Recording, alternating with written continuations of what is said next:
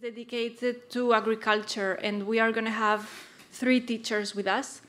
The morning we will be having theory, and then in the afternoon 2 practicals. One is going to be with Snap and the other one with Jupyter notebooks. So you will see on your computers that we have installed on your desktop a folder called 3 Agriculture, and this has the data sets that you will need for the afternoon. It is a heavy one, and I am aware that the data are coming to you little by little. Anyways, at the end of the week, I am preparing a wrap-up, and whoever wants all the data, you can copy them from me if you haven't gathered them already from your computer. And anyways, the data sets, no, not the data sets, the slides and the presentations are going to be published online after the course. Okay, that's it. So, yeah, so now we have with us Pierre Defourny. Pierre Defourny is the head of the Catholic University of Louvain, the Geomatics Research Lab. And he's a full professor there. He is going to be doing the theory, and somebody from his team is going to be doing one of the practicals this afternoon, the Jupyter Notebook one. Pierre has a lot of experience working with this. He's the go-to person for agriculture, so we are very happy that he's today with us. And I hope you enjoy the session. Pierre, all yours. Thank you, Amalia. Good morning to everybody, to each of you. I'm sorry not being able to join you in the class, but I hope we will manage. I have a deliberation today for students as well. And therefore, I hope we will be able to interact as we would be in person in the classroom. Can you hear me properly? Is it fine? Yes, yes. All right. Therefore, today we will look at the agriculture application, and this will relate to the SAR and optical data set. And we will see how we can explore this information for agriculture, but also beyond agriculture. I mean, for policy implementation like the Common Agriculture Policy. Therefore, there will be 7 sections. The introduction first, to give you just the overview of what's going on in agriculture for Earth observation. Then we will go through section 1, which is a bit of recap. Probably all of you knows about it. And I would be pleased to see in the chat that this is too slow for you. Then section 2 will be related to the calibration of biophysical variables retrieval models and their performance assessment. Section 3 will be related to the phenology metrics to identify the distribution and the timing of cereal crops. Then we will look at the monitoring of agriculture practices. And the section 5 will be related to the biophysical variables which support yield estimation. As you know, yield in agriculture is a key aspect. And lately, we will talk about several open source toolbox which has been developed in the context of ESA project, namely the Sen2Agri, the Sen4Cap, and the forthcoming Sen4Stat. Those toolbox will be actually available to you if you want. And of course, we will have question and answer. I would propose that you put in the chat any question you may have while I talk, and I will try to answer them as we go. More lively will be the interaction. More, let's say, suitable will be the session of this morning. Therefore, let's start from the beginning. Today, as you know, remote sensing from the very, very beginning, even in the 70s, was looking at agricultural application, and operational use of Earth observation is in place in many aspects. First, the monitoring of the vegetation growth in cropland area at global scale is going on in many countries. And of course, this has been implemented at global scale from very different perspectives. The Chinese are doing that, the Americans are doing that, the Europeans are doing that. And when they get together, we call it GeoGlam, and they try to synthesize what is the ongoing growing season status all over the world. And of course, this concerns the main product for agriculture, like the rice, the corn, the wheat, and so on. In some specific countries, the least developing country, for instance, there is also the food security application, which is very common. And here the World Food Programme is doing a nice job looking at where will be the forthcoming shortage of food, thanks to the observation of the growing condition to detect drought, to detect typhoon, and so on, typhoon impact, to figure out where we could support the food supply.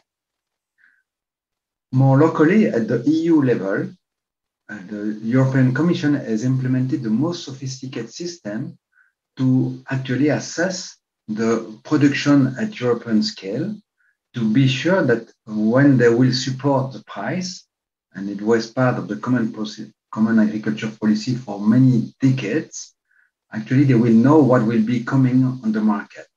This is why every month right now there is a bulletin coming from the MARS unit, the monitoring of agriculture by remote sensing, which actually tell the market what's going on in terms of food production. Then at the farm level, precision farming, as you may know, is actually the way the farmer will not handle a parcel as a whole, but will actually tune his practices according to the place within the field. And therefore, he will not put the same supply of fertilizer all over the parcel, but he will manage to see where it's most needed. This is what we call precision farming. And then, of course, this is very much in intensive system that this occurs. It's not that common in Europe. It's very common in Australia, in the US. It's coming in Europe to some extent. It has been there for long already. And the most precise stuff are the phenotyping platform. These are still remote sensing, but not from spatial observation. These are machine or sensor which are running over the crop, able to describe in very detail the status of the crop. And this replaces the man who will score the quality of a corn or the quality of a variety of wheat and to compare them with other varieties. Therefore, this is for breeders, this is for seed production industry or for research center. If we look as an overall, this is a complex slide. I will not go through into detail, but what I want to show you is at the top, you have spatial resolution. And of course, when we look at global scale, we don't look at 1 meter resolution. We currently use 1 kilometer or 300 meter resolution to look at global scale. When it comes to national scale, typically today, this is a Sentinel-2, Sentinel-1 sensor, which are in place for national coverage. Of course, Landsat is doing the job also since 45 years over US. And of course, you don't do exactly the same things. You will monitor the agriculture vegetation condition when you look at 1 kilometer scale, because you don't see any crop. You see a landscape which is mostly dominated by agriculture. When it comes to national coverage, you can do a cropland mask and then look at the crop type and see what kind of crop is growing in each parcel, and of course, to assess their condition along the growing season. And we can go a bit further and look at the intra-field variability, and therefore to be able to support the farmer to adjust his practices. And of course, this is what comes at 10 meter resolution to 5 meter resolution. And this is related to the intra-parcel variability. At the end, Earth observation is not enough. What you can do is to detect the anomalies. This is important because then it can tell that there will be a different kind of supply to the market. But also you can look at the production. But to look at the production, you need to find out what will be the yield. And the yield can be derived from empirical approach or crop growth model. And here comes the meteorological observation, which allow to run crop growth model in combination with Earth observation to have a better estimate of the yield. Once you have the yield and you have the crop acreage, then you know the production. And this will be supporting many applications that you have on the right side of the slide. Of course, the problem is as follows. When I say we use the 1 kilometer or the 300-meter resolution, you could expect that MODIS will give you twice daily image. But unfortunately, in the optical domain, the frequency of observation is very different than the revisiting capabilities, because the frequency of observation is defined by the number of valid observations you can have over a given area. And unfortunately, the growing season always corresponds to the rainy season. And therefore, plenty of clouds are present, and your effective observation frequency is very different than the revisiting capability. You may have one image over a month, even if you come every day with a sensor to look at the parcel because of the cloud coverage. This is a reason why the SAR can make a big difference. Just an example here. We are in Somalia, and you see the growing season as an average. This is the dark green, and this is the average growing season for the last probably 20 years. And you have the rainfall distribution average that you compare to the ongoing season, which is a 2010 year, 2010-2011. And you see that the ongoing season is much weaker in terms of development of the seasonal profile in light green. And therefore, there will be not much expectation in terms of yield and crop production because of the shortage of rainfall and also the crop development, which is slow. You may expect a food security problem in this kind of area. Here are the name of many global crop monitoring systems which are in place. FAO is one as well, which is called JUICE, and the World Food Programme is this VAR. When it comes to national scale, you can run it at 250-meter resolution, or, as I said, 10-meter resolution, and you can try to allocate the reason why the ongoing growing conditions are lower or upper than the classical or the standard growing season cycle. I suppose you have seen that kind of animation. This is very important to understand why Sentinel-2 and Sentinel-1 make a big difference in agriculture. You have two sensors, as you know, they cover the planet at every 5 days. And as you can see, there is a converging over the pole. And because of the converging, we will be a revisit cycle, which is lower than 5 days when we look at Europe, for instance. And therefore, this will help to have even more frequency observation frequency over higher latitude. This is the reason why today we can say that the Copernicus program with the Sentinel missions and the IT make a big revolution, which changed completely the game for Earth.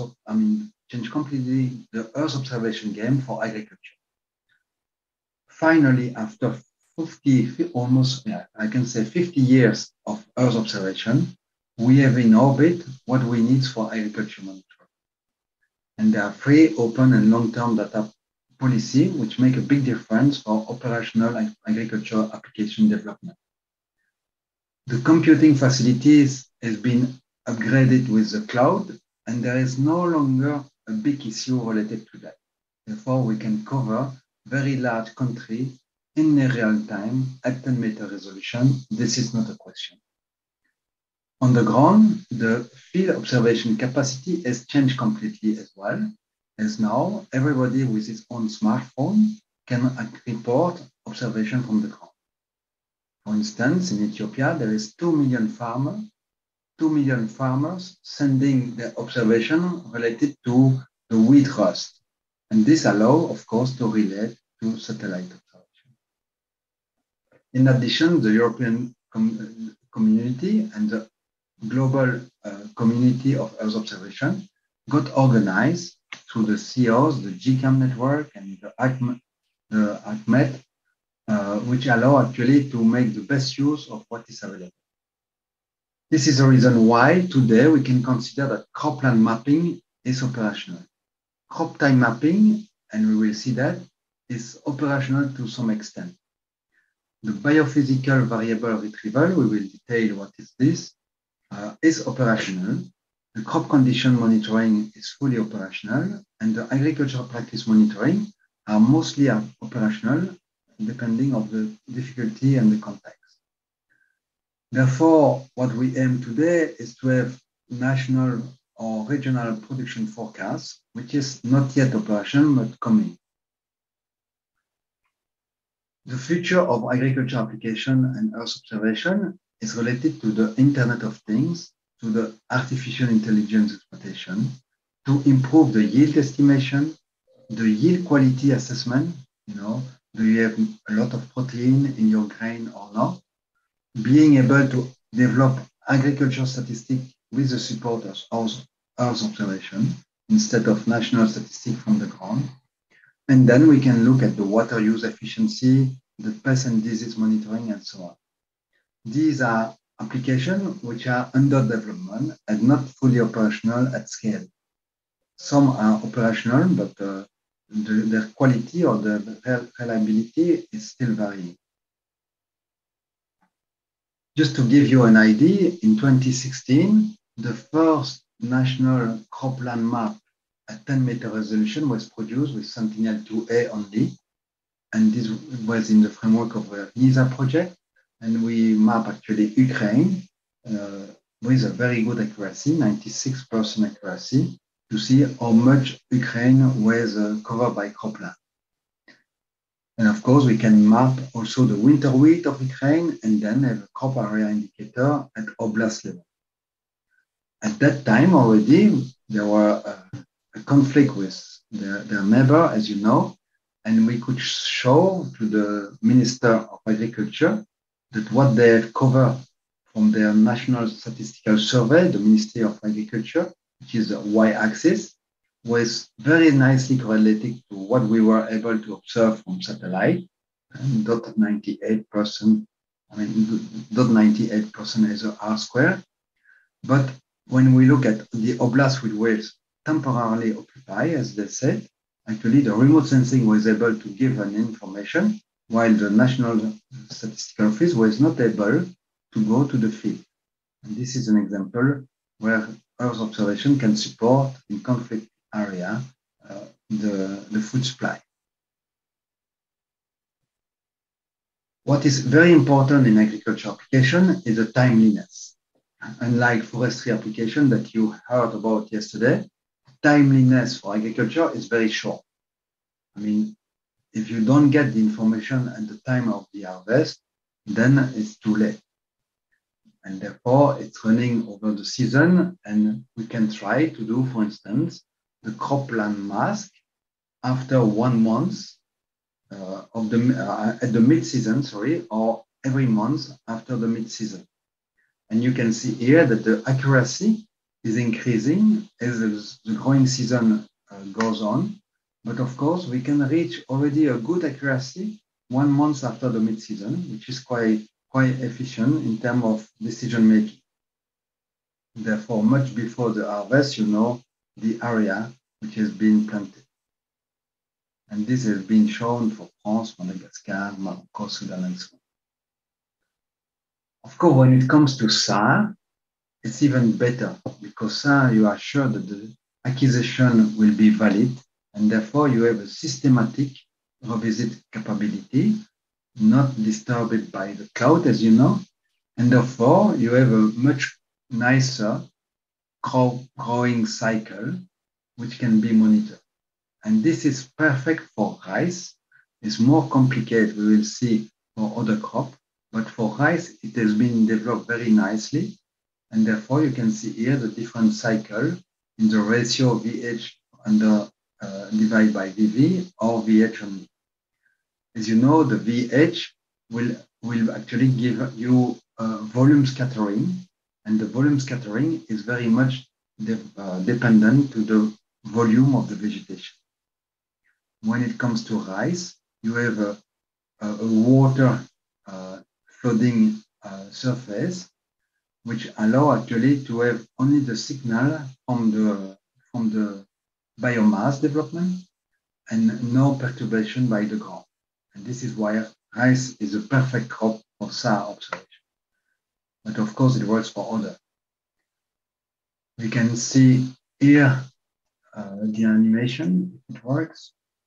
It doesn't seem to work, but it doesn't matter. The idea is actually with SAR, you can monitor not only the crop of the crop area for rice, for instance, but also the crop stages. You can see the seeding, the emergence, the tillering, the heading, the grain filling, and the maturation. And this vary according to the area and the agriculture practice. And this is quite feasible thanks to the specificity of the rice growing practices and the SAR physics.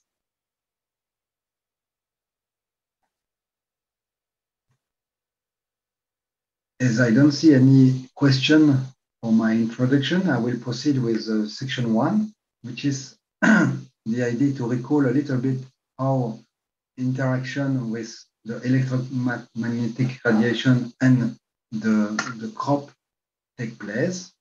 And of course, you know that from the Earth observation signal, we can derive information content, and this is related to the spatial information content, to the spectral information content, the temporal information content, and of course, we can have categorical classification, like any classification as you have heard about for land cover and forest in the previous day, I believe.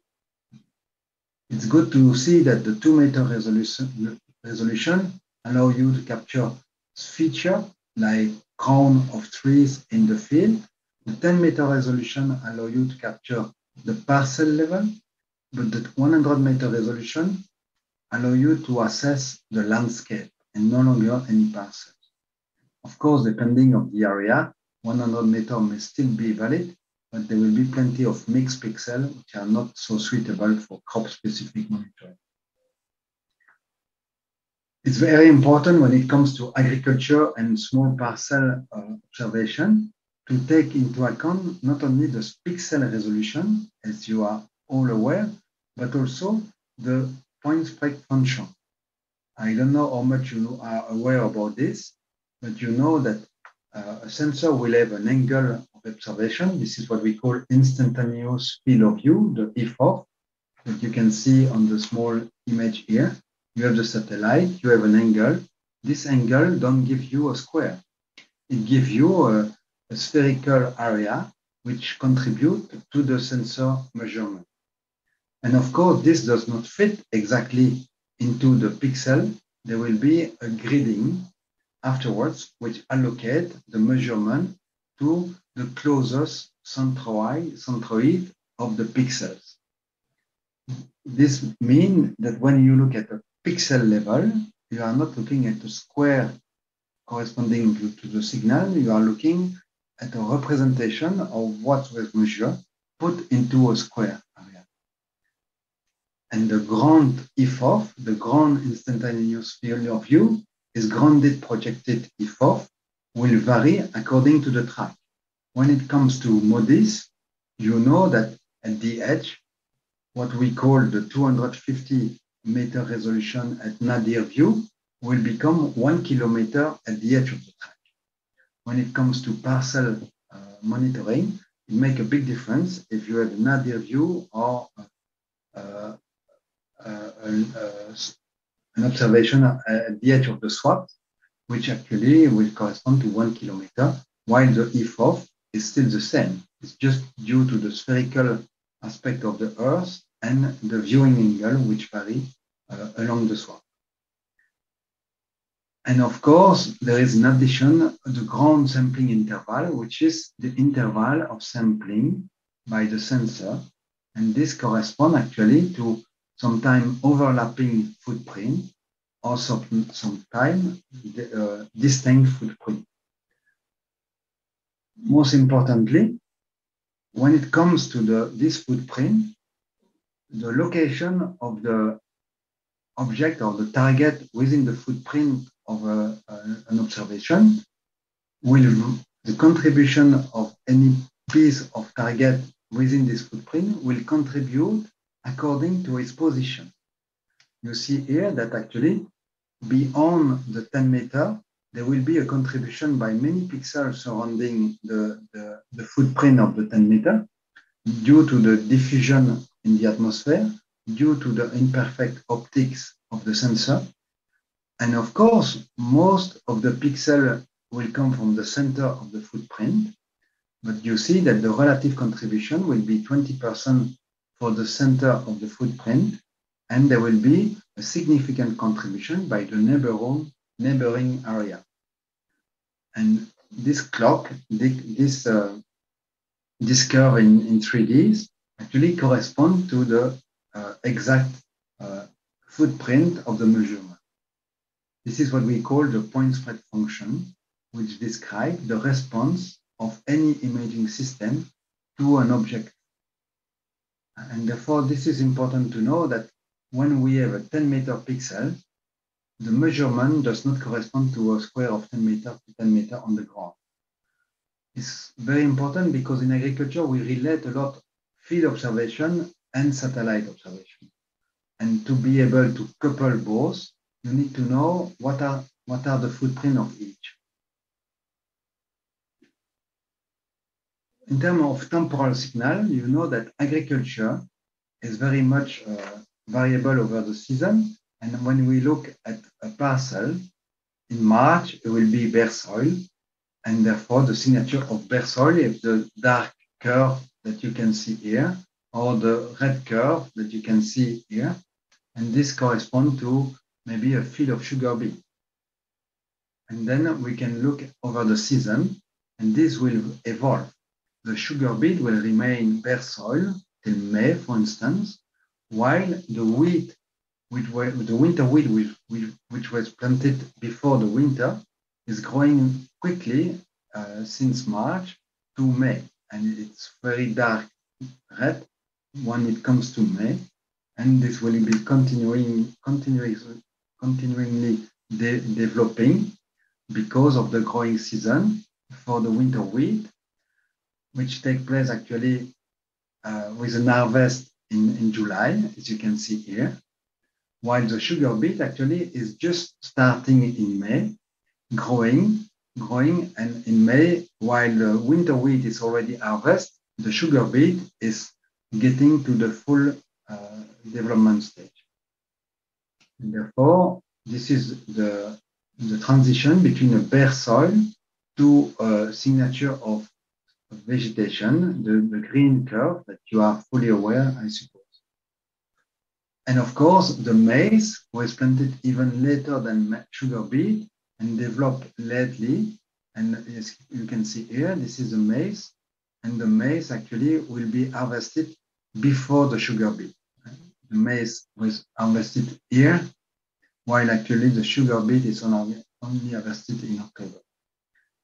This desynchronization between the crops is key to recognize the different crops. This is a temporal signal content for monitoring the agriculture.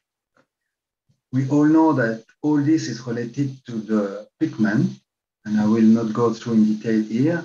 We are very familiar with the effect of photosynthesis to the radiation. You know that the leaf absorbs the blue and the red band to be able to do the photosynthesis and to grow. And the near infrared actually is very much reflected because of the cell structure. And more water and air you have in a leaf, more signal you have in the near infrared. And this is the reason why we will use the red band, which is much absorbed by chlorophyll and pigment in general, and the near infrared, which is much reflected because of the internal structure of the leaf. This is a reason which supports actually all the vegetation indices.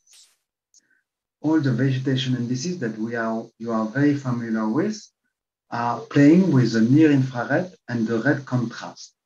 The near infrared is very high reflectance here due to the spongy mesophyll, the internal cell structure, and internal tissue of the leaf and the cell structure in some case, and the chlorophyll absorption, which are here.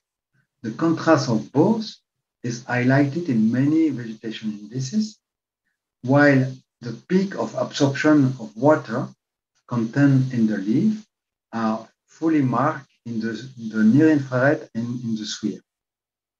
In the sphere, in most general, there is a little bit in the near infrared. Therefore, the normalized difference vegetation index is, as you know, the ratio of these two, the near infrared minus the red, and we divide this by the sum. This normalization is very helpful, we will see later on. The normalized difference water index you are familiar with is just doing the same, but with the near and the sphere. All these are what we call angular index. Angular index because when we plot in bidimensional histogram, you see that the line corresponding to 0 and dvi equals 0 is actually a one-to-one line, the bare soil area. And this corresponds to no vegetation. And once some vegetation are greening on the ground, then we will move towards this corner in an angular manner. And you see that this is an increasing angle, when it moves from bare soil to a little of vegetation, much more vegetation, because the near infrared is reflecting more and more when the vegetation grows, and the red reflectance go down as we have more and more chlorophyll content. And therefore, when it comes to very high NDVI, we are really along the y-axis. This is what we call angular spectral indices. And this corresponds to the transition between a bare soil to a signature of green vegetation. And we have to keep in mind this is green vegetation. It's not vegetation. It's green vegetation because when you remove the green, you remove the chlorophyll content, you remove the structure of the leaf because when it's decaying vegetation or senescent vegetation, there is no internal structure which contribute to the near infrared high reflectance, and it goes down to the bare soil reflectance. A bare soil reflectance or a senescent vegetation are very similar. And therefore, there have been a list of vegetation indices which never stop, where you combine these two bands that I mentioned, but also the red edge band. The red edge band are actually the band which are corresponding to the area where we start from the very low red absorption to the very high near infrared reflectance. And this steep curve corresponds to the red edge area. And the red edge bands, you have several on the Sentinel-2 sensor, allow you to position this steep change of reflectance. And this is very much related to the nitrogen content and to very specific signal in the leaf. You are all familiar with that kind of NDVI images, which correspond to that kind of black and white image. Here are the red edge band. The red edge bands are corresponding to Sentinel-2 bands here, 10 meter, and you have several here. These are the three red edge bands, and you can see that the position of the transition between both the low red reflectance and the high near infrared reflectance will be positioned thanks to this band. This is why we have an index which corresponds to the red edge position. actually looking to the wavelengths where the inflection point and the maximum slope is observed, and this will be very much dependent to the chlorophyll content. And therefore, the chlorophyll content tells you a lot about the functioning of the plant, and it's much related to the canopy nitrogen content. And as you know, the nitrogen is the key fertilization practice for agriculture production. Here, many indices have been derived. I will not go through in detail, thanks to the red edge band. And what is nice with Sentinel-2, as you can see here, we have this red edge band, which was not present in many other sensors. Some other sensors have this red edge band, but this was not common. You may be fully aware about the Sentinel-2 playground. If you want to play with what I just mentioned, the different spectral angular indices, you are invited to go to the Sentinel playground. I will not go, and you will compare these different vegetation indices and see their behavior with regard to the color composite that you can observe. When it comes to the temporal metrics, I invite you to go to this site, which is the ASAP site developed by the European Commission and the Mars project. With 2 clicks, you will get actually the full time series with many small subsets corresponding to the area you select. And you see that there are plenty of cloud during the season and atmospheric perturbation, which actually are reflected here with the triangle. This is the Sentinel-2 observation. And you see that many triangles are far below the expected curve because of the cloud cover. And you see the MODIS curve, which is higher because probably of sensitivity between radiometric sensitivity difference. And these are NDVI observations. I invite you to go to that kind of site for actually temporal information content related to your area. Maybe a last point, which is still on the basic side, is the normalized spectral indices that we just introduced are actually doing a nice job when we divide by the sum of the 2 bands that are involved, because we minimize the signal noise, we minimize the bidirectional effect, and we minimize the residual atmospheric perturbation. And this is why the normalized vegetation indices are so popular, because even when you have a bad pre-processing, it's still working more or less thanks to this normalization. The normalization helps a lot for the residual atmospheric perturbation, because you divide by the sum of the 2 bands that you make the difference at the upper part of the ratio. But also the bidirectional effect is important for crop. When you look in one direction for the winter wheat, this would be the forward direction. You see actually a very light target, and you have the sun in front of you and the reflectance coming to you. When you have the sun, you have the sun behind you, and you have your sun behind you, and you look at the reflectance in your direction. When you turn over the same field, you have the sun in front of you, and you see mostly the shadow. And this is the same field, but the only difference is the relative position between the viewing direction and the sun illumination angle. And the geometry between both will determine actually the intensity of the reflectance. Because obviously, when you have, like on this graph, you are an opposite viewing direction with regard to the sun direction, you see mostly the shadow area. When you have the sun behind you, you don't see any shadow. You see all the bright pixels, all the bright leaf reflecting directly the sun, the radiation in your own direction. And therefore, the geometry of observation of any canopy we need to take into account, to some extent, the bidirectional reflectance. When it comes to the spectral indices, not only for Sentinel-2 or for the main satellite, but for many satellites, it becomes very difficult to figure out what bands should be used with regard to the spectral wavelengths available.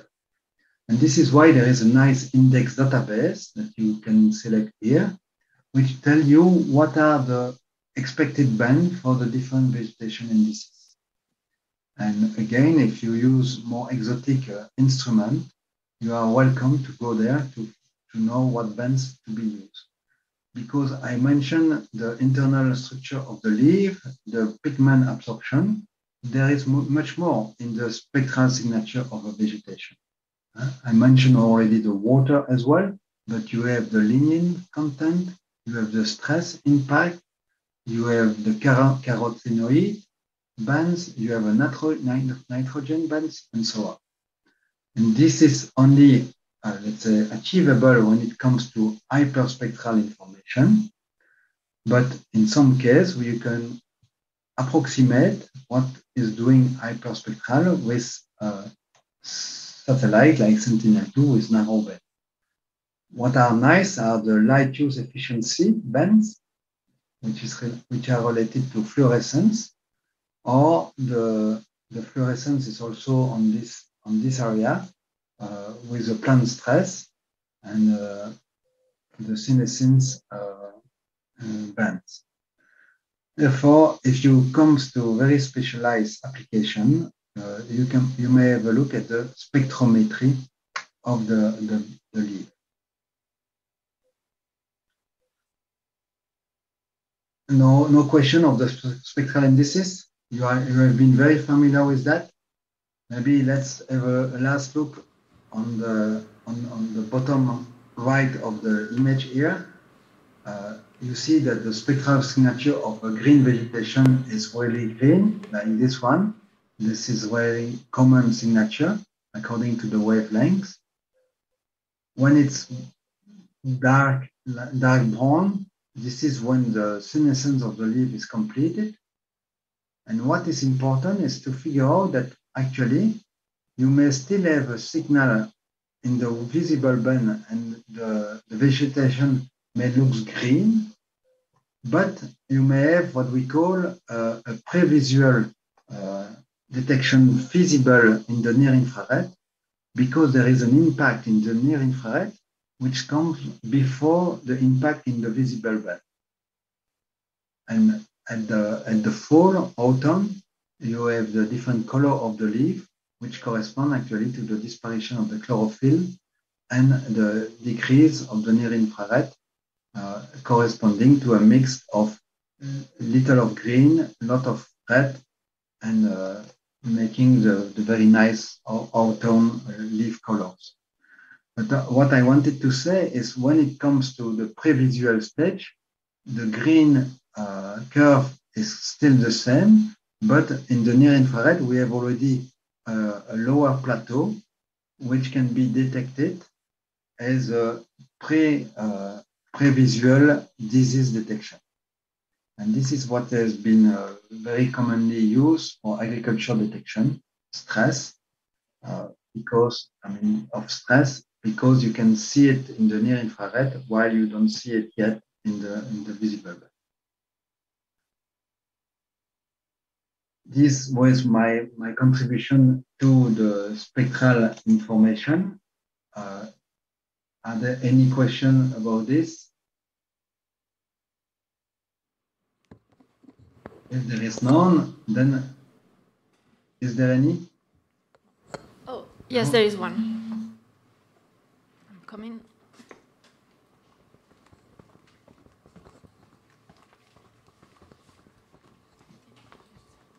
Hi, thank you for the presentation.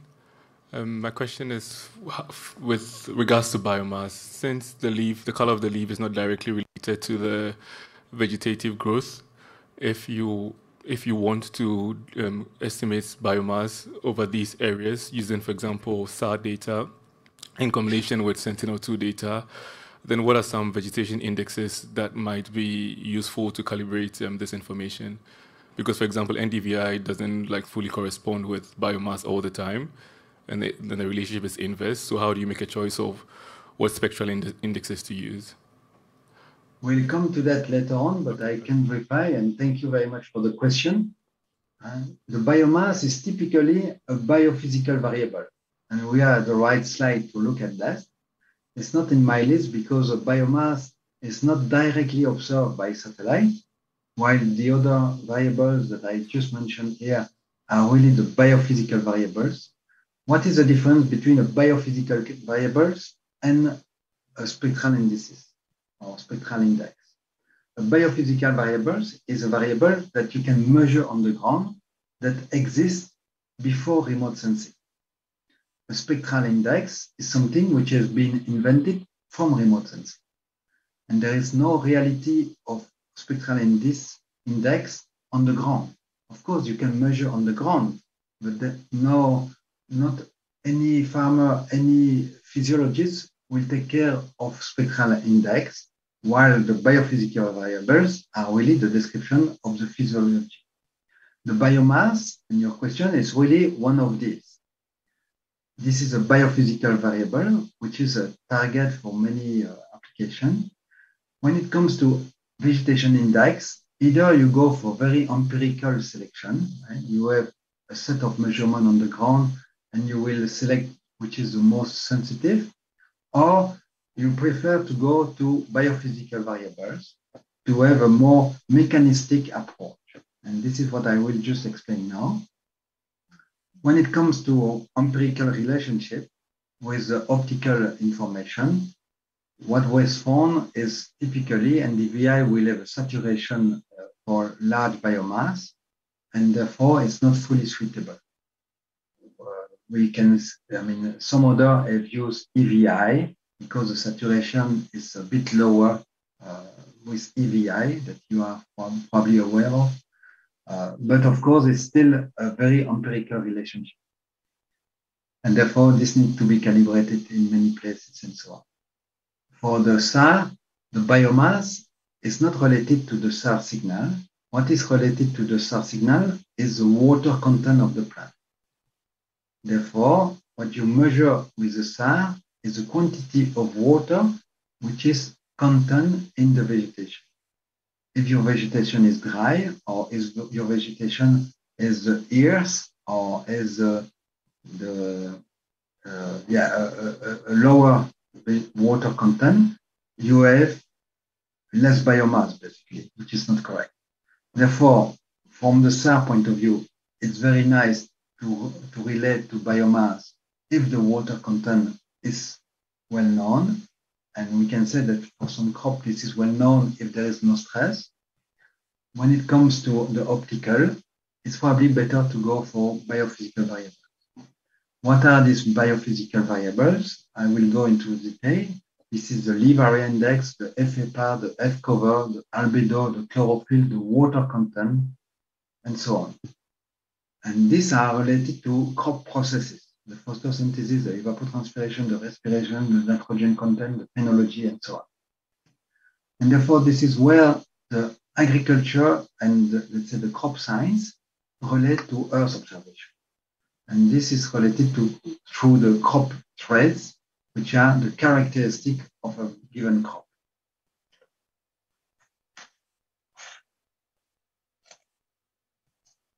Sorry, one too quick. Therefore, when it comes to the measurement on the ground as a reference of these biophysical variables, we have to be very careful because this will serve for calibration or for validation. Exactly what you mentioned in your question, how can I select one of these? And we have to relate the elementary sampling unit, which is the description of the ground measurement, which can be actually a point measurement or a footprint measurement. And typically, we will have the elementary sampling unit is the area that you want to characterize with your ground measurement. And typically, it cannot be 1 pixel because of the PSF that I explained. There is no a single pixel which contributes to the signal of the sensor. We rather take 3 by 3 pixels, which correspond to the elementary sampling unit. Now you want to characterize typically a biophysical variable like the Lie area index for a 3 by 3 pixels. If the pixel is 10 meters, then it will be 30 meters by 30 meters that you want to measure on the ground. It's very difficult. You have to find a way to sample this 30 by 30 meters because the average of the measurement on the ground within this elementary sampling unit will be the value that you will relate to the measurement by the satellite, which can be either the average of the 9 pixels or the value of the central pixel, depending on the heterogeneity of your area. And therefore, you can have a sampling which is like the one on the left, or cluster in 3 areas, or just random. And this sample of measurement actually will correspond to other point measurement. Here is a photograph which takes actually the Lie area index. And of course, this will not be 10 by 10 meter, neither 30 by 30, only less than 1 square meter. But because you carry on 13 of these or 12 of these, the average of this punctual measurement will give you a good estimate for this area. Therefore, when you design a ground measurement campaign, you have to define the number of calibration and validation points that you want to use. And typically, you have to exceed 30. You have to define the location, and they cannot be related to each other, and they must be independent, and they have to be away from the border as well. The timing is very important. As you know, agriculture vegetation is moving fast. Therefore, you cannot go 2 weeks later to do the measurement. The homogeneity of the elementary sampling unit is very important. Otherwise, the average won't be valid. You need to have more than 12 points to have a good average if this is not homogeneous. The diversity of the elementary sampling unit is important, meaning that you have to cover the full range of the biophysical variables value observed on the ground. And the size of this elementary sampling unit will be related to the point spread function that I just introduced.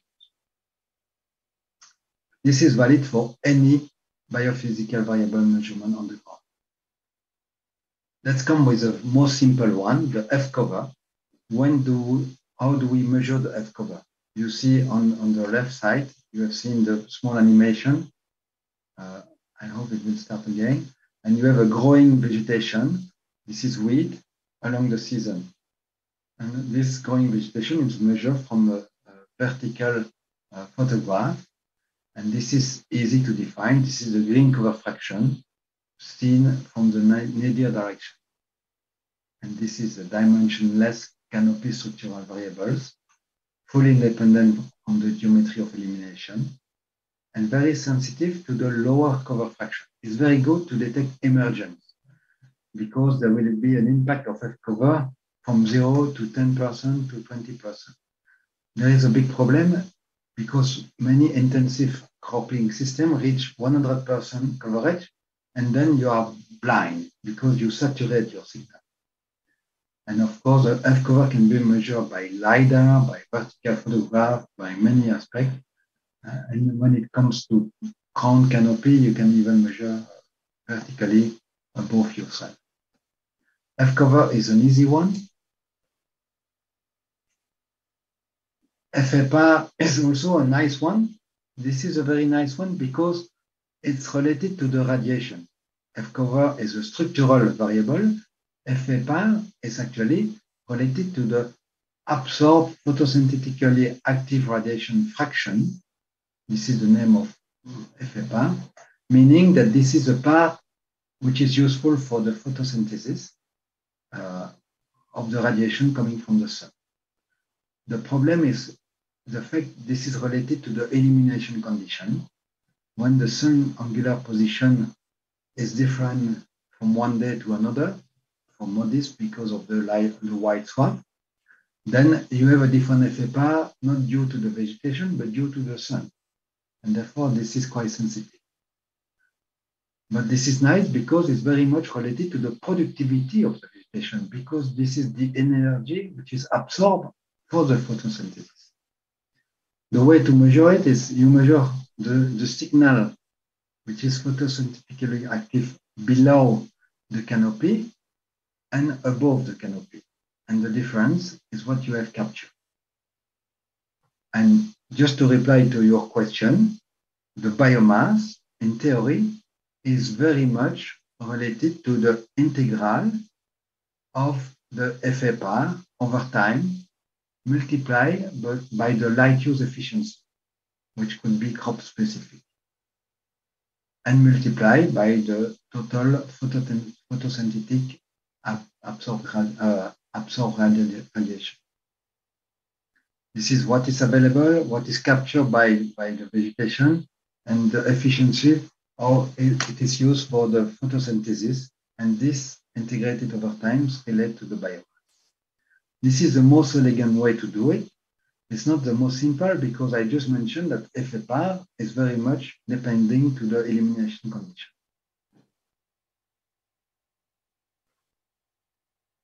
Canopy chlorophyll content. Canopy chlorophyll content is the next one. This is also very interesting. It's very useful for fertilization advice. What you want to capture is the total amount of chlorophyll A and B pigment within a canopy. Of course, any farmer, any physiologist is used to measure it at the leaf level with instruments like SPAT or Dual-X. And this is the sensor which are using specific light transmittance band and allowing you to measure it on the ground. You measure on a set of leaves, and when you have captured that on the ground, you can relate this to the signal that you observe from satellite. This is very nice because this is related to nitrogen content. It's very sensitive to the 675 nanometer bands, but of course, this band will not be very efficient when it comes to very low value. You have another bands when it comes to very low value, 550.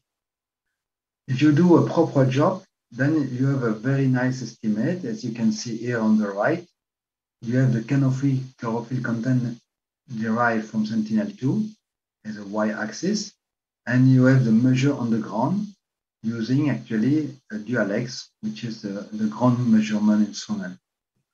But you have to multiply that by the biomass, I will tell you, or more precisely, the leaf area index to be able to combine both, because the Dual-X gives you the leaf content, and you still have to multiply by the leaf area to be able to have the canopy chlorophyll content. Last but not least is the leaf area index, which is actually, unfortunately, called leaf area index, while the satellite measures all the green element of a plant, meaning the stem. The stem is green in most cases, and therefore all the element of the plant will be considered, and this is why it's better to call it green area index or the green plant area index. And when it comes to that, I mean, the green plant area index is half of the developed area of green element per unit of ground area. Therefore, you can measure how many layers of green element cover 1 square meter of ground. As you know, there may be leaves living below each other, and you can go to 6 layers, LAI of 6 or 7, to make sure that you absorb the total energy available for photosynthesis. And this is why the plant is developed and evolved like this. Therefore, what I just defined is the true green area index, which is not what you measure from a satellite. What you measure from the satellite is actually an apparent green area index. This is the lower definition. This is the value of green area index that you observe from remote sensing, and which depend to a set of assumptions, we can say, related to the leaf orientation, the leaf clumping, the leaf clustering, if you want, along the stem, and so on. When you are on the ground, you measure not the true green area index. If you want to measure that, you have to cut all the green element and to measure the area. Nobody does that. What you do is you measure the effective green area index, which is the value retrieved from a green fraction or a gap fraction. This is typically done by the digital hemispherical photograph, which are taken like the one you can see here in Ethiopia. And you have a fisheye lens, which allow you to cover a large area.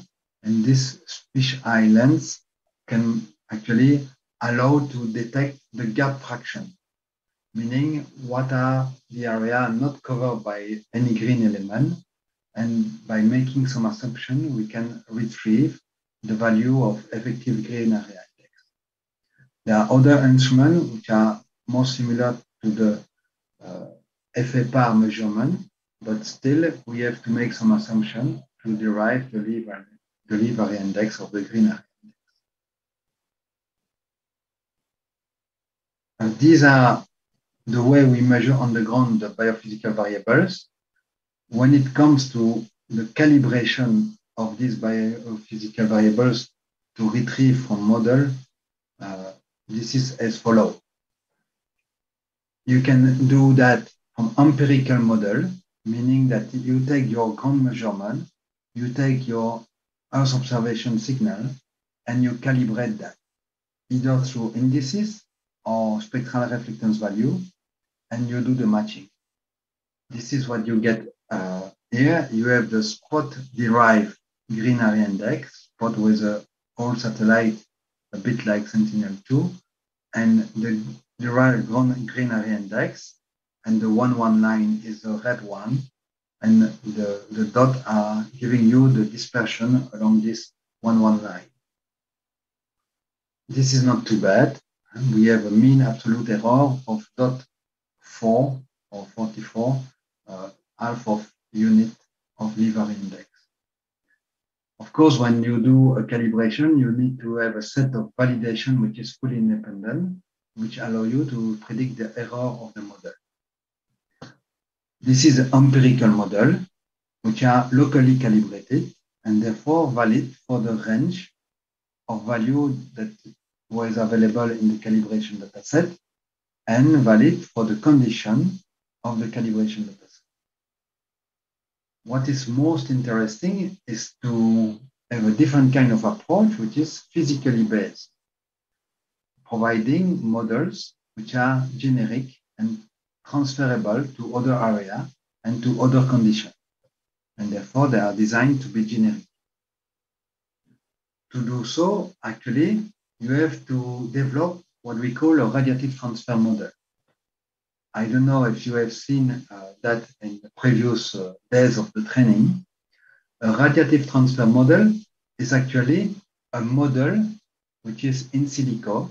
This is a numerical model which tries to mimic what's going on with the radiation on the ground. Therefore, the very, very beginning is to use a radiative transfer model at the leaf level. This is the upper corner. At the upper corner, you mimic the internal structure of the leaf, you mimic the chlorophyll content, you mimic the water content, and you have, let's say, an in silico leaf, which is a virtual leaf. It's not only for graphic purpose, it's mainly for radiative transfer modeling, meaning that you will illuminate this leaf with an incidence radiation, and you will have different phenomena of reflectance, absorption, and transmission through this leaf. And this reflectance, transmission, and absorption will be related to the different behavior of the different elements. The chloroplast with the chlorophyll will absorb the red and the blue band. The water content will make the near-infrared band very reflective, and so on. Therefore, we are able to mimic, to simulate the spectral signature of green vegetation. And the prospect model is today the state-of-the-art for such a modeling at leaf level. And if you change the chemical composition of your model, you will have a specific spectral signature of this leaf. This is very nice. This is the prospect model. And once you have a good prospect model with corresponding to your crop, because you know the water content, you know the chlorophyll content, you know the structure of the cells, and so on. You know the thickness of the surface cells, and so on. Then you are able to mimic your leaf that you measure with an instrument in your laboratory. Of course, a canopy is a different kind of level. You have to distribute this leaf within a canopy, and of course, they will take different inclination, different orientation, different density, different height, and this will allow you to simulate now a canopy level corresponding to the structure of the vegetation. You can imagine that if I would have corn, I would have row of leaf and row of stem and interval between the row, which are bare soil. Here I have a more dense vegetation with actually a small disc. I don't need to mimic the shape of the leaf. I use some disc with a distribution which is rather randomly over the ground. Depending on the crop I want to mimic, I will have different canopy microstructure, of course. I will have to define the spectral reflectance of the ground as well, because this will contribute, because all the radiation are not captured by the canopy. Once I have that, I can have illumination from the sun corresponding to the given hours of observation, and I will mimic the reflective signal that I will be able to measure with a remote sensing instrument. This allows me to have simulated reflectance for all the spectral band and all the observation geometry which are observed in a given area, meaning the diversity of sun angles and the satellite angles for this area. And therefore, I can relate the content of the signal, I mean, the value of the reflectance that I measure here for all the geometries with the content of my canopy, typically the leaf area index or the green area index that I define when I determine the canopy structure. When I define the crop structural and optical properties, I know what is the leaf area index or the green area index. Therefore, this is the green area index that I put in my canopy structure, and this is the estimation derived from the simulated reflectance. And I can see a good relationship. This is, I will just explain, this is what we call the model verification. Indeed, how does it work? You have been maybe introduced to that before. I have the prior distribution of the biophysical variables, meaning that when I define a radiative transfer model for a canopy structure, I can do it for value of 0.5 of green area index, value of 1 of green area index, value of 2 of green area index, and so on. And therefore, I have the full range of green area index for this canopy. and I have the full range of sun and satellite geometry. These are the prior distribution. And the prior distribution of these variables actually will be the input of my model. And what I will have as a result is the reflectance coming out of these angles and the canopy structure.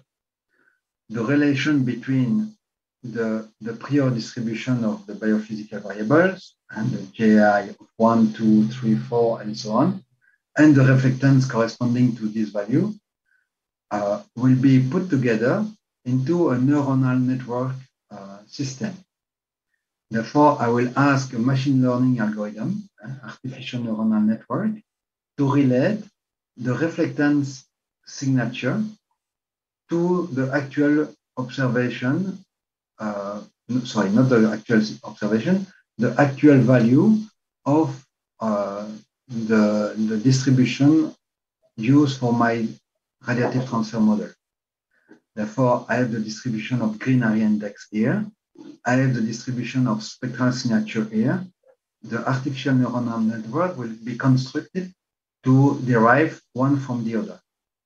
Once I am able to retrieve from the signature the green area index that I put into my radiative transfer model, I am ready to use that for actual value.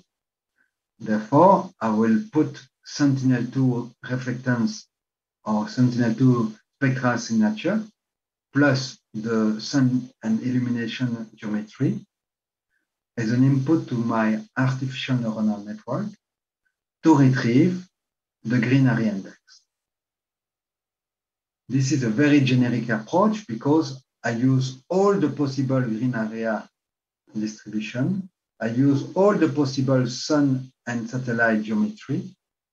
And this is related to all the possible reflective signature. Therefore, this artificial neuronal network is calibrated in a very generic way and can be used anywhere in the world. And this is what is done. Actually, we use this neuronal network. We capture the spectral signature from Sentinel-2, and we retrieve the leaf area index. And when it comes to the validation, we look at the green area index, which are observed from Sentinel-2, and the green area index estimate from the ground and by the digital hemispherical photograph, and you have that kind of accuracy, and 0.5 or 0.55. This is quite usable for agriculture monitoring because the green area index inversion is worked nicely. When it comes to a more analytical performance assessment, we can see how good it is. We can look at the distribution of the error here from the radiative transfer model, which is the y-axis and the ground, and this is another value, this is another set of data. But you can see also for the different stage of the crop, you see that the error, the mean absolute error and the root mean square error, and these are the two values, for the green area index vary according to the leaf stages. And of course, this is expected because it cannot be a big error when the GAI is very low. And this is very proportional to the green area value. We have an error which can be almost 1 unit of green area when it comes to the full development. We can look at the bias of the estimation vary, and we tend to overestimate at the beginning of the season, and we tend to underestimate later on. This is what was observed for winter wheat in Belgium in this case. And we can look at the relative root mean square error. This is a relative root mean square error. And you see that unlike the previous slide, in relative terms, the most errors are done at early stages, and later on, we are doing very well.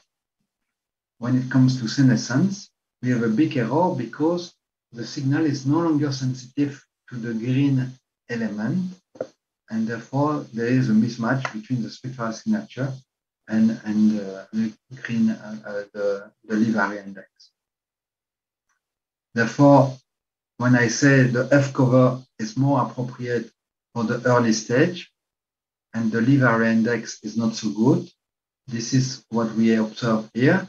But when it comes to denser canopy, the leaf area index or the green area index is much better than the F cover because we are above 100% coverage in terms of F cover, but the leaf area index is going up to, as we can see here, is going up to 6 or 7, almost 7, meaning that you have 6 layers of coverage per ground area.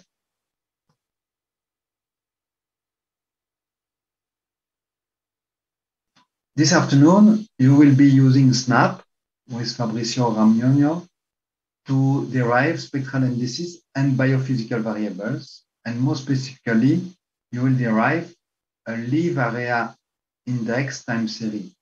When I say leaf area index, it's because the software call it leaf area index, but actually it will be green area index. And after that, you will have with Baptiste Dallet, the processing and the quality control of this leaf area index time series to make sure that you have a consistent leaf area index time series to interpret in terms of crop monitoring. I would like to ask you if you have any question. I've been talking for more than 1 hour, and I'm pretty sure that you may have some questions before I move to the next section. I see one question in the chat, which may be related to the previous question. The question was, can recent rain impact can recent rain impact the measurement? This is a very good question. Thank you for it. Clearly, when it rains, the water content of a leaf is actually very different because you have a water at the surface of the leaf in addition to the water inside the leaf. When it comes to the SAR signal, these water are confused. Above the leaf or within the leaf, these are water for the SAR signal. Therefore, you won't be able to relate a wet canopy to the biomass using SAR. This is a reason why you have to discard any observation where there is rain or droplet on the leaf. This droplet could be related to the rainfall, and therefore you have to know that there was no rain just before the acquisition. Otherwise, discard your information. Or maybe there is some dew. You know, early in the morning, you have some droplet at the top of at the surface of the leaf. This impacts your water content measurement by SAR. Therefore, you cannot use early observation in summertime in wet condition because there will be dew droplet at the surface of the leaf. And therefore, you will assess the quantity of dew and not the quantity of the biomass. When it comes to optical, it's less impacting, but it's not favorable. Is there any other question?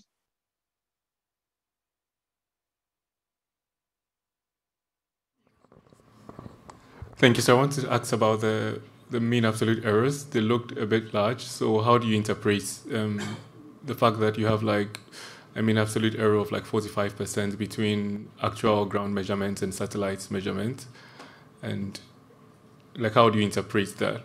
Because I was struggling to understand. Right. Yeah. These are these are relative root mean square error.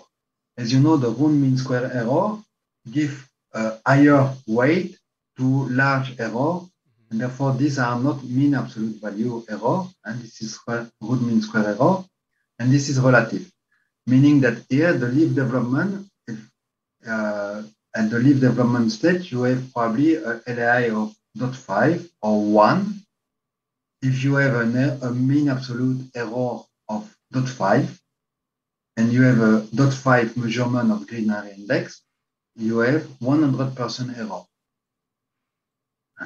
Therefore, this is why we have 87, meaning that your measurement is actually, your measurement accuracy is close to the value that you observe. This is what happened at the leaf development stage. Fortunately, it decreased a lot. And therefore, it's quite usable when you have like 25% or at the flowering stage. This means that you may have an error of 1 green area unit when you have a green area unit of 4. Okay. And this is the relative root mean square error here. And when I just said it's a bit simplified because I play with the value like it would be the mean absolute value. And here is root mean square error. Therefore, it's better than what I just said.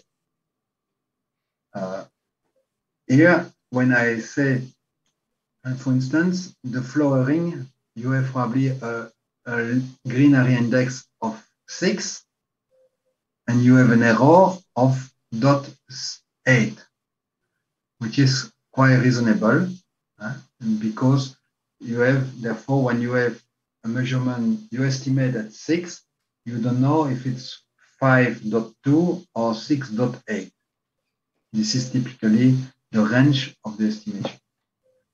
We can wonder how come that we are not better. I could say that today we are a bit better because this was a PhD of mine some times ago, and this was the most recent one with Sentinel-2. And with the band of Sentinel-2, here you have a better estimate, a root mean square error of 0.7 and an R square of 84, meaning that you explain 84% of the variation of the green area index by the satellite. This is not perfect, but of course, what is nice is the fact that you get it wherever you want, all over the globe. Therefore, it's quite efficient, even if it's not perfect. Okay, thank you. And what's the Does it answer your question? Yeah, it does, thank you. But what's the range of the values for the GAE index? What range of values does it cover? From 0 to 6 or 7. Okay, thank you.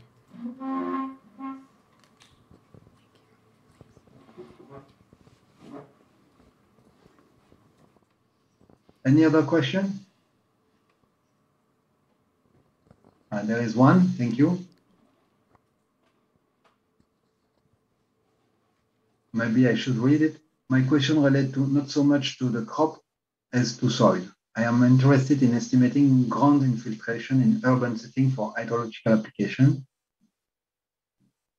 I'm interested by the change in soil water content over time, between half day to 3-5 days. What EO tool can be helpful for that? Can EO be used for soil type mapping, as this can be used for estimating infiltration? Thank you for your question. Actually, this relates a little bit to vegetation as well, because we know that once you have vegetation, you have infiltration, in most cases. And therefore, the imperviousness, which is what you refer to at the end, imperviousness is related to the inverse of vegetation, typically. But of course, this may vary. You may have no infiltration and still some vegetation on the rooftop. Now, when it comes to soil water content, optical information is not usable. Surface will be darker when it's wet in optical domain. And this is what you can assess using a soil line index. And along the soil line index, which is the 1-1 line when it comes to red and near infrared bands. This darkening effect of wetness is helpful, but this is only at the surface. Therefore, it will change in a couple of minutes. You can keep that in mind when a sand on the beach is wet, it's dark. When it's dry, it's bright. This is your experience, but this does not correspond to the water content of the soil. The water content of the soil can be related to the SAR signal. There is two concerns. The SAR signal will be affected by the water content only if it penetrates, and it penetrates proportionally to the water content. Therefore, there is a kind of cycle there. More wet is the soil, better the SAR signal will capture the wetness. And because it penetrates deeper. On the other side, the roughness of the soil is perturbating this signal. Therefore, the wetness is, or the soil water content, or more precisely, the topsoil water content, is actually well estimated when the roughness can be considered constant. And then you can have what we call an empirical regression to predict or estimate the soil water content. And this, if there is no roughness change, this works fine. And you can estimate over time. If the soil roughness change, then it will be a confusion factor, a perturbing factor of the water content signal. And again, this will be related to the 5 centimeter if we are in C band, like Sentinel-1. It can go a bit deeper with L band, but it will never go through beyond 30 centimeter. Therefore, you are not in the root zone. You are not in the full infiltration of the ground. You are at the top of the soil. But if you want to estimate the runoff, it's sometimes good enough. As this is not the topic of today, I will not go into more detail, but I hope it helped a little bit. Any other question?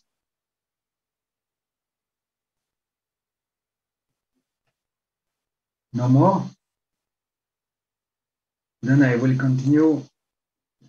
I told you this afternoon will be the green area index time series production and the assessment and the quality control of this green area index time series and the interpretation for agriculture. Today, we will continue with the section 3 with phenology metrics to identify actually how the signal evolve over the season. This is a good example here on the illustration. You have the green area index here, but then the vegetation is still there, but it's no longer green. And therefore, the NDVI drop. The leaf area index, which is green element, drop. And this is very important.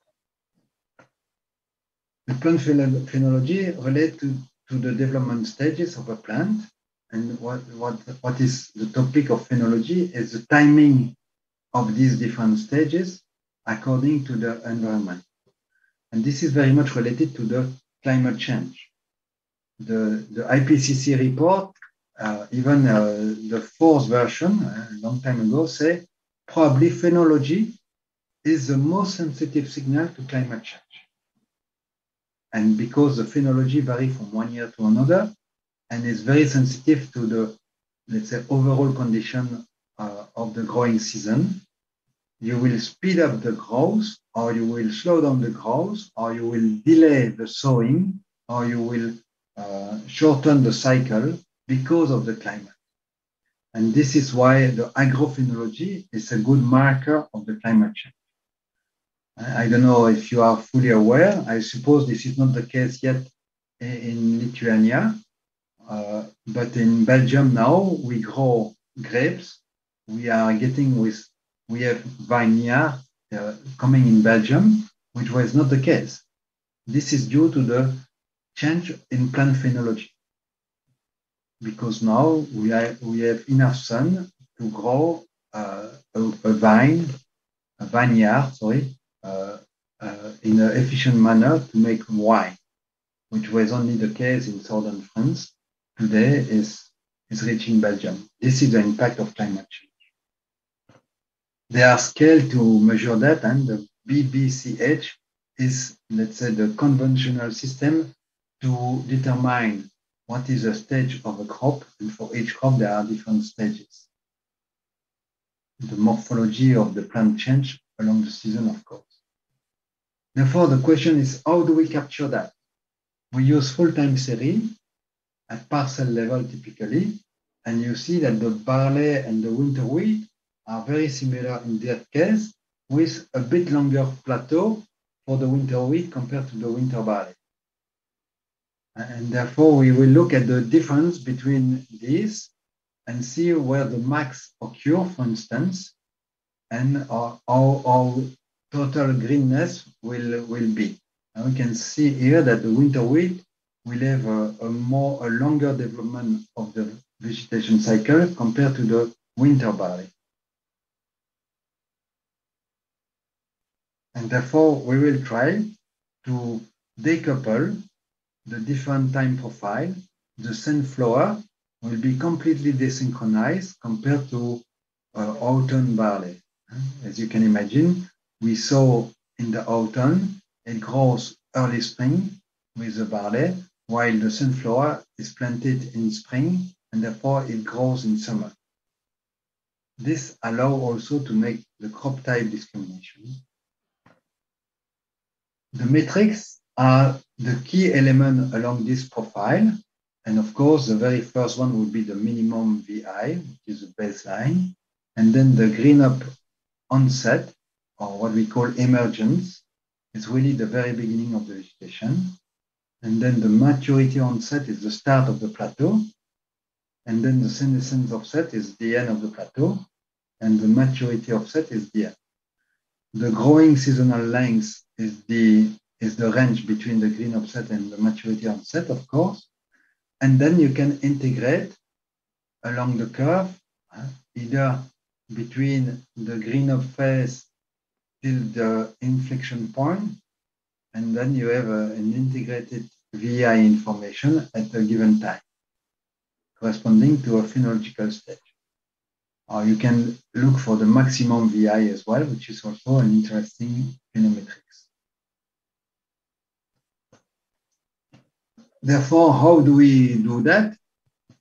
It's actually usually very empirical rules which allow you to detect one of the phenometrics.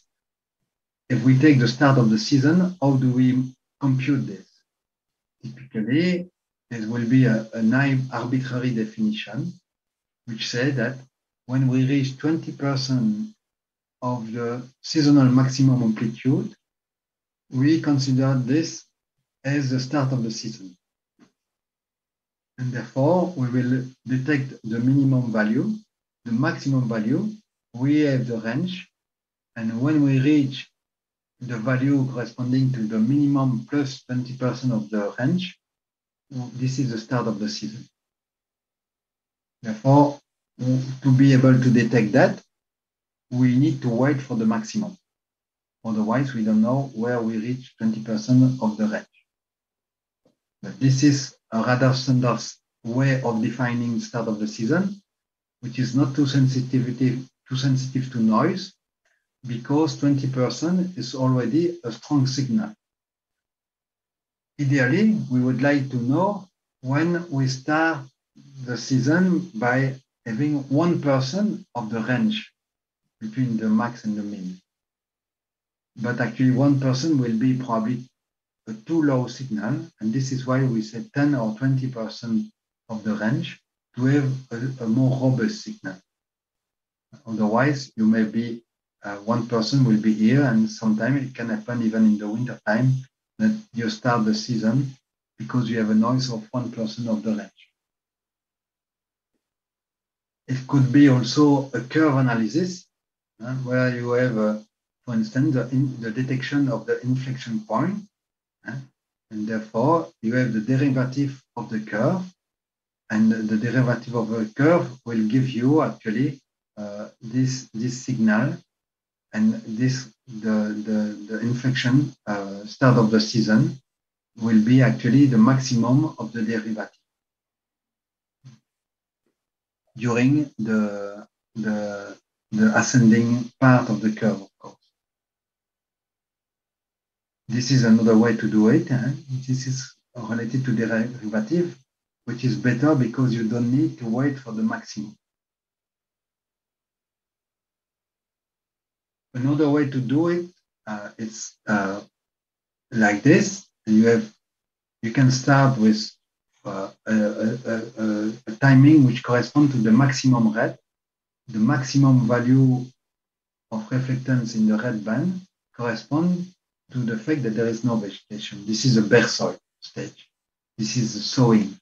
And therefore, you may look for the last bare soil signal before the growing season. And this will be the sowing. And then you may look for the fastest,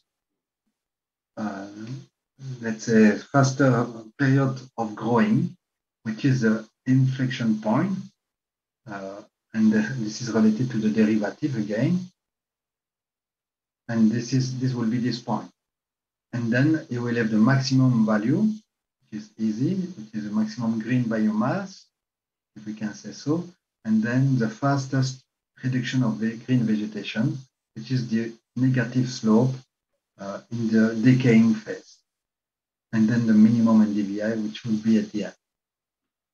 These are different stages that can be actually easily identified along the season, because you don't need to wait for the full cycle to know that. And actually here it's used, these phenometrics are used to derive crop-specific temporal metrics, because then whatever the crop type it is, we will build an image corresponding to the bare soil. And therefore, we will mix within an image all the bare soil time for all the parcel. Similarly, the maximum value occur at different timing for the sunflower and the barley. Doesn't matter. If we detect the maximum value for each of these crops, then we can take the reflectance value corresponding to their own maximum value and put this value into the same composite. And therefore, there will be an image of all the maximum value for any crop, and so on. This allows actually to squeeze actually the temporal profile and to synchronize all the crop. This is useful for cropland mapping. This is useless for crop time mapping.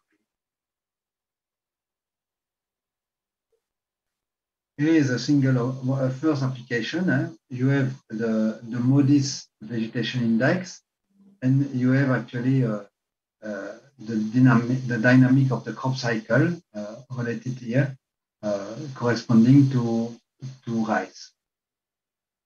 And therefore, this is really the transplanting and sowing, and then the tillering, and then you have the senescence, and so on. The VI is in green, and the EVI is in green, and the flooding is in blue. This is obvious. This is what we would call phenorize. This is what you will get for different places in the world. There is different timing, different maximum, different negative slope for the temperature and for the crop cycle as well.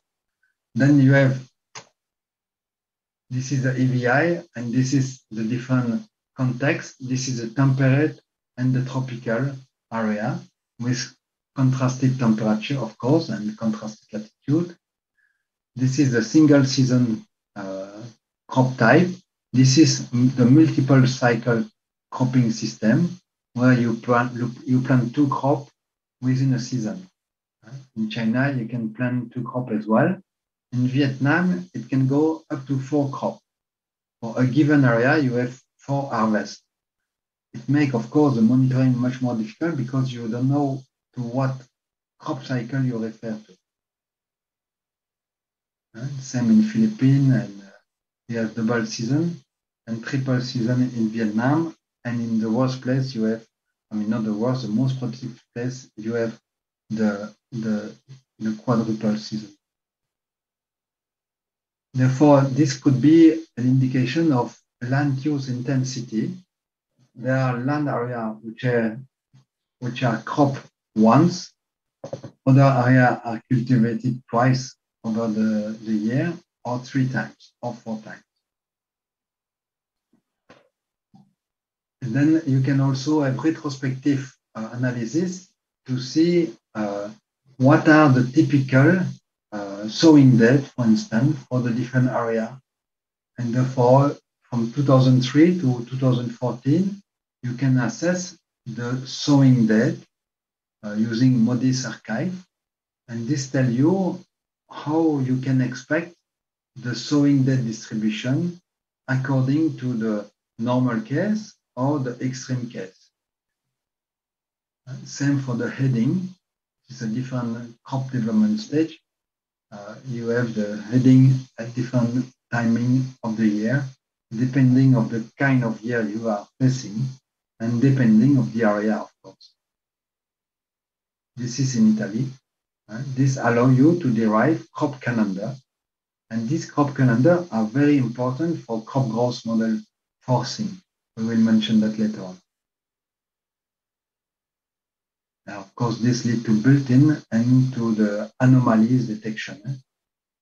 Do we plant as usual, or do we plant in a marginal situation because we are planting earlier or later compared to the standard way of doing it?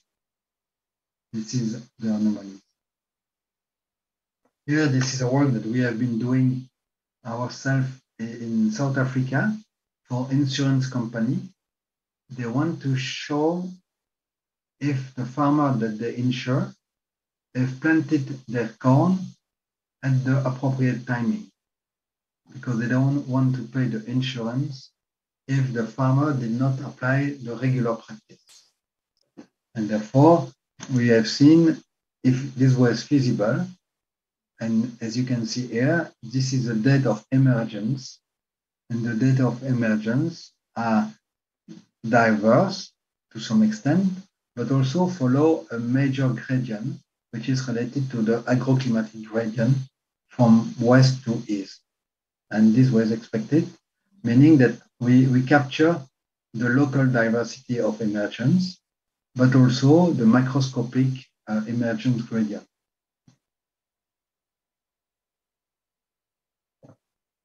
Another application is to identify the rice variety groups, because as the crop development may be different according to the varieties, these are the early varieties and the late varieties and so on.